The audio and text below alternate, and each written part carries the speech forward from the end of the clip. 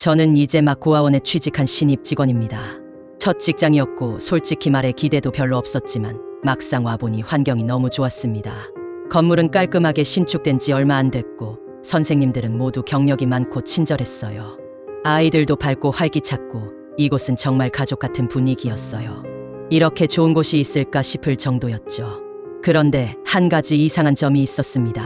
바로 창고였습니다. 이 고아원의 창고는 1층 복도 끝에 있습니다.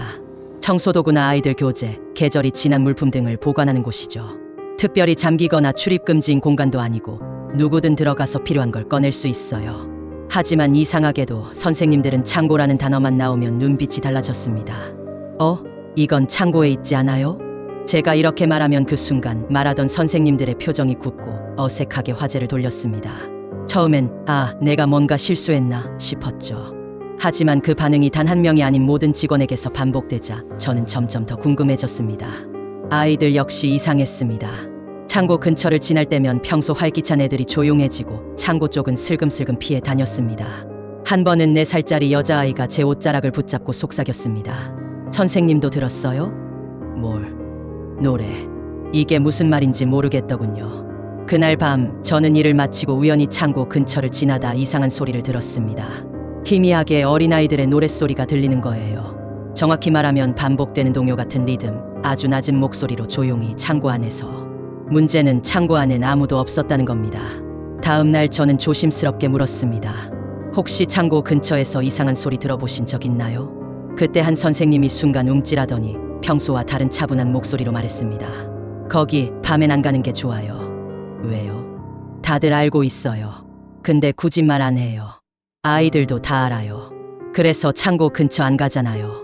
그 말 이후 이 고아원에 무언가 숨겨진 진실이 있다는 걸 확신하게 됐습니다. 주소문 끝에 오래 근무한 선생님 한 분이 조용히 얘기를 해주셨습니다. 원래 이 자리는 폐병원이었어요. 소아정신병동이 있었고 아주 오래전엔 불미스러운 일이 있었죠. 무슨 일이요? 사고였다고는 하지만 병동 안에서 아이들이 집단으로 사망한 사건이 있었어요. 당시 뉴스에도 잠깐 나왔어요. 화재, 부주의 치료 중 사고. 다 말이 많았지만 정식 발표는 없이 조용히 묻혔어요. 그 병원이 폐업한 후 오랫동안 방치되다가 철거됐고 그 위에 이 고아원이 지어진 겁니다. 그날 밤 저는 용기를 내어 창고 문을 열었습니다.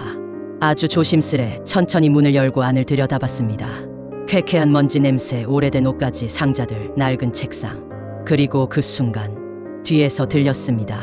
하나, 둘, 셋, 숨바꼭질 넷, 다섯, 여섯. 그만 찾아. 분명히 제 등 뒤 바로 코앞에서. 놀라서 뒤를 돌아봤지만 복도엔 아무도 없었습니다. 너무 놀라 창고 문을 닫으려는 순간 창고 안쪽에서 낡은 인형 하나가 굴러 나왔습니다. 그 인형의 목에 매달려 있던 종이에는 이렇게 적혀 있었습니다. 나 아직 여기 있어요. 이후로 저는 그 노랫소리를 한 번 더 들었습니다. 아이들을 재우고 퇴근 준비를 하던 늦은 밤 창고 복도에서 들린 그 목소리. 이번엔 처음 듣는 구절이었습니다. 새 선생님은 착해요.